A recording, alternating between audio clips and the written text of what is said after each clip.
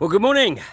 This is Ian R. Crane. It's the morning of Monday, the 16th of September 2019, and I'm trusting that you had a good weekend and were enjoying the good weather of yesterday. Unfortunately, I missed most of it because I was sleeping after the rigours of last week. Well, we are in the heart of the conference season, and all the stuff in the media about proroguing Parliament. Well, it's only an extra week actually, because Parliament was due to be shut down right now because it's conference season.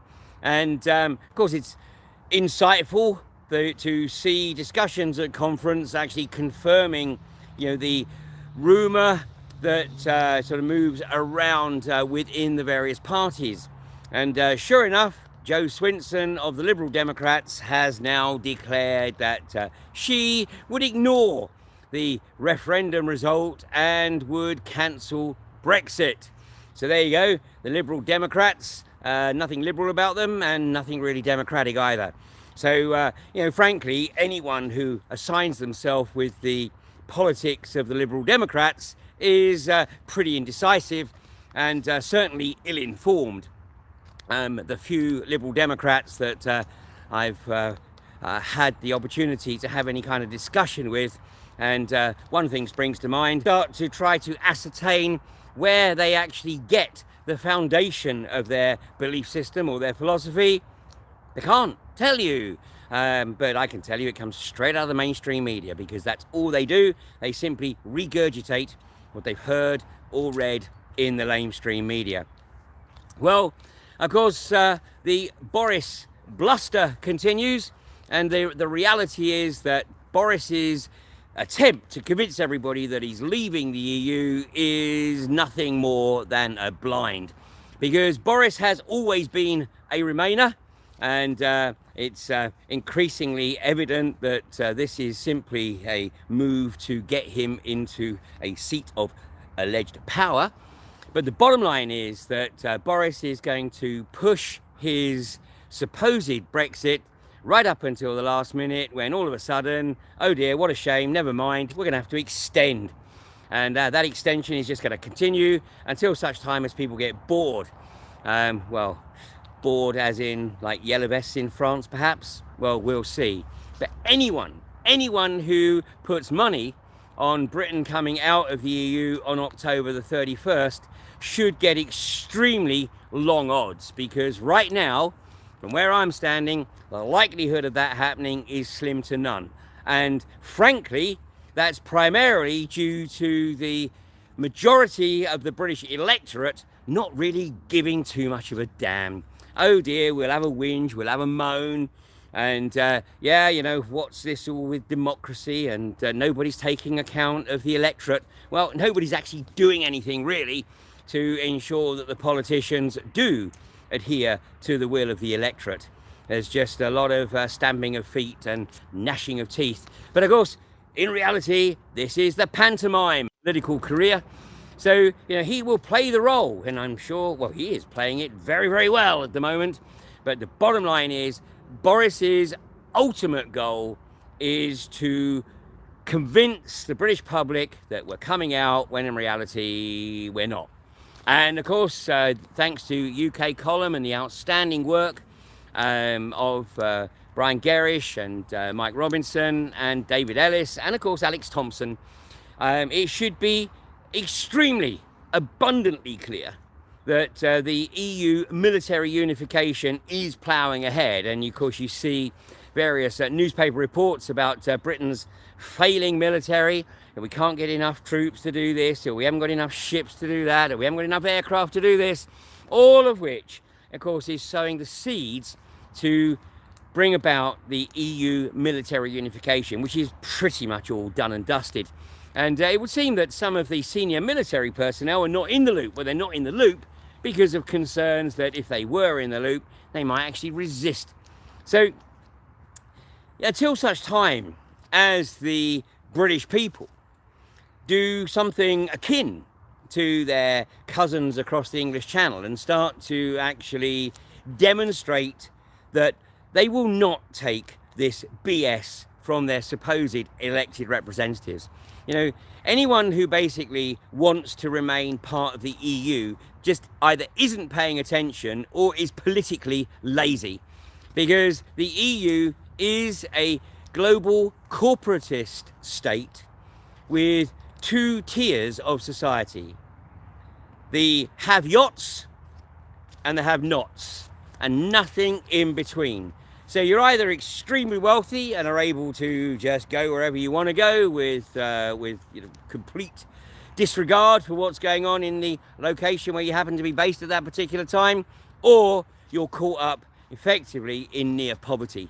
And you know, it's estimated that some 60% plus of people in this country are just 3 salary checks away from homelessness. They think they own their own home, but of course they don't. And the moment they stop paying their mortgage, they'll very quickly find who really owns their home. And there's another whole fraudulent area to be addressed. But the reality is, this is the tool where your supposed assets become a massive liability, because that's what keeps you in hock to the establishment.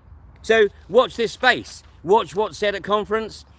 The other element of this that should give people cause for concern is Boris basically dismissing for Remainers' want, because if there is no pact between the Tory party and the Brexit party, and they both put up candidates in every constituency, then that will split the Brexit vote, which will gift Westminster to a coalition of the Remainer parties. And consequently, the bottom line is that they will do everything at that point to ensure that the can is just kicked eternally down the road. So the choice is very much up to us. You know, we can either acquiesce and allow this pantomime to continue and bitch and whinge over our teas and coffees, or maybe even on the train. No, nobody talks on the trains anymore. So, you know, or we can actually start to do something about it. Well, you know, I'm pleased to say that at least with things like fracking and with 5G, you know, these are issues that do bring people together. Now, you know, fracking very much brought the targeted communities, those communities that had the misfortune to live in a sacrifice zone, very much together to fight this abomination. And of course, with the Oil and Gas Authority putting an indefinite ban on any further fracking until they're able to ascertain what triggered the 2.9, well, not just the 2.9, but the hundreds of seismic events at Preston New Road. Well, call it a hunch, I would say it was the fracking at Preston New Road. Well, once, of course, they come to that realisation, then, of course, fracking will effectively be outlawed in the UK. And it's very much thanks to those communities who came together to resist this abomination that this is, you know, in people's consciousness. Now, we have the same issue with 5G, but this just doesn't target a few selected communities across the country. This targets everybody. And of course, the 5G tour, well underway now, 6 dates so far. And coincidentally, after an extremely well-attended event in Bournemouth on Thursday afternoon, the Bournemouth Echo ran an article announcing that the scrutiny committee of the Bournemouth, Christchurch and Poole Authority was calling for evidence on 5G. And this is being raised by residents about the negative health impacts of associated with non-ionizing radiation, i.e. 5G. So, of course, some people say, oh, this is just an attempt to placate. Well, it might be, but it's also an opportunity to raise those concerns. And I'm pleased to say that it's very evident that the community in Bournemouth is coming together. Of course, Bournemouth was the town used by Ordnance Survey to brag about how they were working with Bournemouth Council to map out the community, to identify the frequency blocks, i.e. trees and hanging baskets even, to help them locate their 5G transmitters, which will be on bus shelters, underneath park benches, underneath manhole covers, and on just about every vertical protrusion that within the... Let's hope that this is repeated elsewhere. And of course, this is at least the local authority, or at least the scrutiny committee of the local authority, recognising that as councillors, they are bound by a constitution, and within that constitution, there is the requirement that elected representatives and the officers of councils acknowledge their responsibility and uphold their responsibility for the health, safety and well-being of those people who live in their authority. And of course also they have a responsibility for environmental health, and the rollout of 5G microwave frequencies certainly impinges on environmental health. So the tour continues this week. I have a day off today, got some admin to do it seems, but tomorrow the Kent County Cricket Ground in Canterbury. Then on Wednesday I should be at the Holiday Inn just off Wrights Lane, which is just off High Street, Kensington in London, and that 5G Is It Safe presentation will also be live streamed for those people who are unable to get to any of the live presentations. So that live stream, you can access the live stream either from my website ianrcrane.com or from alternativeview.co.uk, and obviously the live stream will literally follow everything that goes on at that event, up to and including the Q&A session at the end of the evening. The tour then continues to Reading on Thursday at the Calcott Hotel, which is on the Bath Road, literally 2 minutes off of the M4. And then next week moves into the north, or into the Midlands rather.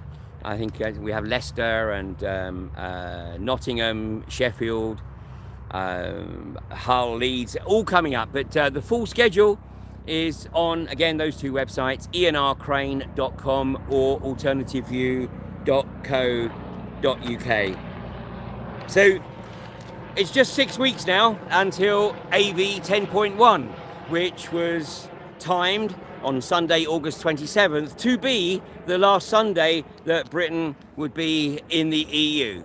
But like I said, right now, anyone who bets on the UK coming out of the EU on October 31st should get very, very long odds, because that is looking increasingly unlikely. And why is it unlikely? It's because the politicians don't give a flying frack about the will of the electorate. They're only interested in maintaining their own gravy train and of course keeping the opportunity open so that when they get booted out of politics, they can get a nice sinecure role on 3 times what they're earning as a British politician, working either for the EU or as a lobbyist for one of the corporations. So anyway, that's it from me this morning. I'm re-energized after resting up the weekend. Looking forward to the 5G Is It Safe events this week. And I know that groundswell is building. It's really kicking off in the southwest. And this is based on community groups working cooperatively with their elected representatives. It is not helpful to be aggressive under their respective constitutions and then share the evidence with them. Because what is proving to be the case is that apart from the institutionalised councillors, i.e. those that have been in office for 20 years and are well and truly in the pockets of the corporations, but those who are relatively recent to public office and still have the altruistic intent of doing the right thing by their electorate, they are looking at the evidence. And they are starting to realise that the rollout of 5G, as identified by Tonia Antoniazzi when she gave the presentation during the 5G debate in Westminster, and she re-quoted Martin Paul when he said this has got to be the stupidest idea in the history of the world. Well, let's turn this around. Let's bring communities together to fight this 5G abomination, and at the same time hold politicians to account for the will of the people, and let's get the hell out of the EU. You take care now. You have a great day.